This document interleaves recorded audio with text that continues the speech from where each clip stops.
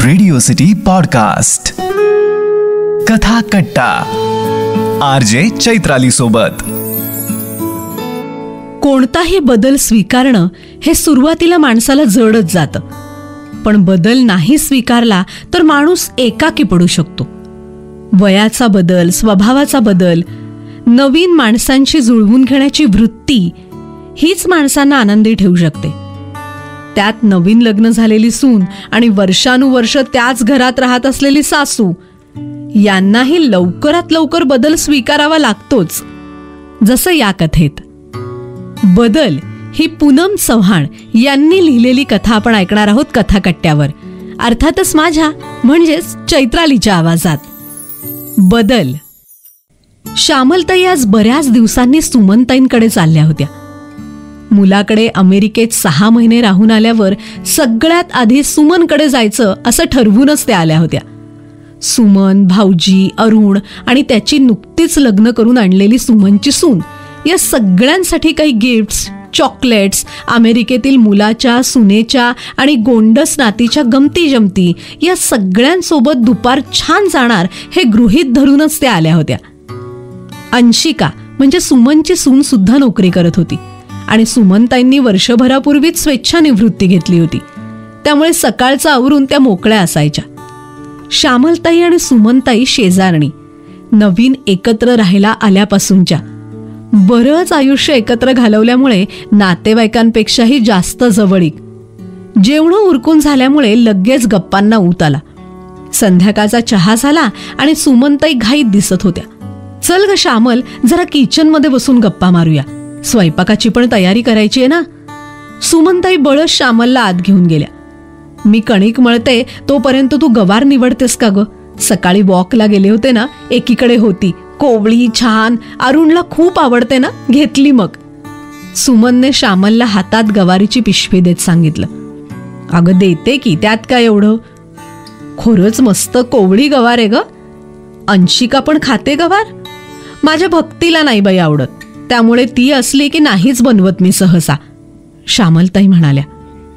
अगं तिला सगळं आवडतं, कशालाच नाही म्हणत नाही.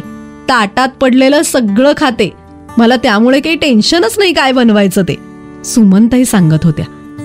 बरं आहे ग, नाहीतर आपल्या मुलांचीच इतकी नाटकं आणि नखरे भाज्यांचे. हो बाई, खूप बरं वाटतं. गप्पा मारत मारत मस्त घडीच्या चपात्या, गवारीची भाजी झाली, डाळ भाताचा कुकर झाला. ताजी फोडणी देईल अंशिका असं सांगून सुमनताईंनी डाळ घोटून ठेवली आणि कोशिंबिरीला काकडी, टोमॅटो कापून ठेवले. स्वयंपाक होता होताच अरुण आणि अंशिका आले आणि थोड्याच वेळात सुमनताईंचे मिस्टरही. श्यामल काकूंना ऐकून ओळखत असल्याने आणि त्यांना लग्नात भेटल्यामुळे अंशिकाने मिसळून जायला वेळ घेतला नाही. फ्रेश होऊन लगेच ती डाळीला फोडणी द्यायला, कोशिंबीर करायला आणि पापड तळायला किचनमध्ये गेली. अरुणला एक कॉल होता आणि सासरेबुवा टीव्ही.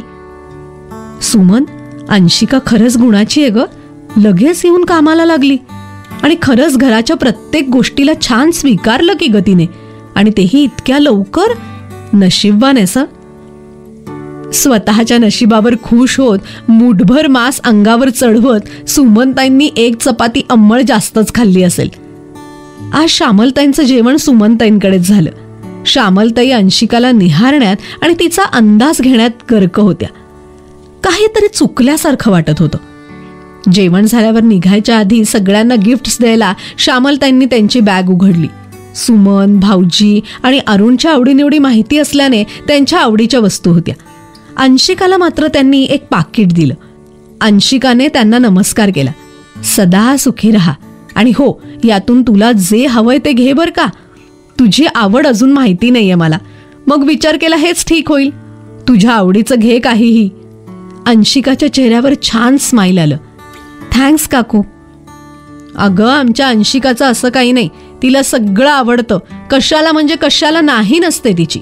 काही आणलं असतं तरी आवडीने घेतलं असतं तिने, हो की नाही ग अंशिका, सुमनताई म्हणाल्या. अंशिका जरी दुःखी नसली तरी तिच्या चेहऱ्यावरचे बदललेले हावभाव श्यामलताईंनी लगेच टिपले. हो ग, आहेच ती गुणाची, पण असू दे, घेऊ दे तिला तिच्या आवडीचं काहीही. श्यामलताईंनी हसत विषय संपवला आणि घरी जायला निघाल्या. दुसऱ्या दिवशी परत श्यामलताई सुमनताईंकडे दुपारी पोहोचल्या. गप्पा मारता मारता स्वयंपाकाची वेळ झाली. मेनू अर्थातच सुमनताईंनी ठरवलेला. आज मात्र श्यामलताईंनी त्यांना अडवलं. सुमन, अंशिकाला काय आवडतं हे विचारलंस का ग कधी? किंवा एखादा पदार्थ नसेल आवडत तर? छे छे, तिचं असं काहीच नाही ग. इतके महिने झाले काही बोलली नाही, म्हणजे सगळं आवडतच असेल ना तिला, सुमनताई म्हणाल्या. हो, पण कधी विचारलंस का? कदाचित जसं अरुणला वांग आवडत नाही, तुला पिझ्झा पास्ता आवडत नाही, तिला कदाचित गवार आणि तुझी ही आजची शेपू नसेल आवडत. वांग तुमच्या घरात तेव्हाच बनतं जेव्हा अरुण जेवायला नसतो. भाऊजींचं सहसा नसतं काही. अरुणला पिझ्झा आवडतो म्हणून कसा का होईना शिकलीस की नाही? नाहीतर बाहेर जाऊन खात असतो. त्याला अडवलंस का ग तू कधी? पण अंशिकाला काय आवडतं याचा विचारच नाही झाला कधी, हो ना? तिला तिच्या आईचे संस्कार म्हणून ती काही न बोलता ताटात पडेल ते खाते. याचा अर्थ हा नाही की तिला स्वतःच्या आवडीनिवडी नसतील. काय? सुमनताई आता थोड्या दुःखी झाल्या. त्यांच्या चेहऱ्यावर स्पष्ट दिसत होतं. काल गिफ्ट्स बद्दल पण तेच केलंस तू सुमन. तुझ्या आवडीने तिला साड्या वस्तू दिल्या असशील ना तू. तिनेही खूप प्रेमाने आणि आपुलकीने त्यांचा स्वीकार केला असेल. दिलेल्या साड्या नेसल्या असतील, वस्तू मैत्रिणींमध्ये उत्साहाने मिरवल्याही असतील. पण तिची आवड लक्षात घेतलीस का कधी?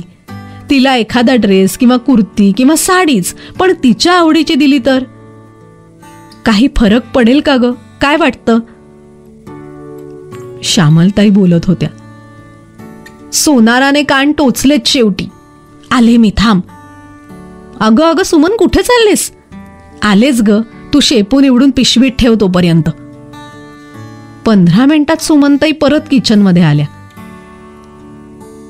तुला भरली भेंडी आणि दह्यातली कोशिंबीर मस्त येते ना ग श्यामल? सुमनताईंचा प्रश्न कानावर पडताच शेपूची भाजी निवडत श्यामलताईंनी वर बघितलं. हो का? अंशिकाच्या आईला विचारलं तिला काय आवडतं ते. करून देशील आज? मी आज बघते आणि शिकते पण. आणि उद्याही माझ्यासाठी दुपार मोकळी ठेव. शॉपिंगला जायचंय.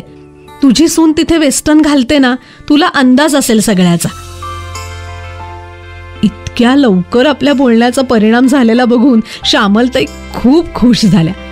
मानेनेच होकार देत मनात हा स्वीकाराचा बदल असाच राहो आणि या सासू सुनेच्या जोडीला कोणाची नजर ना लागो, या आशीर्वादासह श्यामलताईंनी शेपूची भाजी पिशवीत बांधून फ्रीजमध्ये ठेवली. बदल ही पूनम चव्हाण यांनी लिहिलेली कथा आपण ऐकत होतो कथाकट्ट्यावर, अर्थातच माझ्या म्हणजेच चैत्रालीच्या आवाजात. रेडिओ सिटी पॉडकास्ट कथा कट्टा, आरजे चैत्राली सोबत.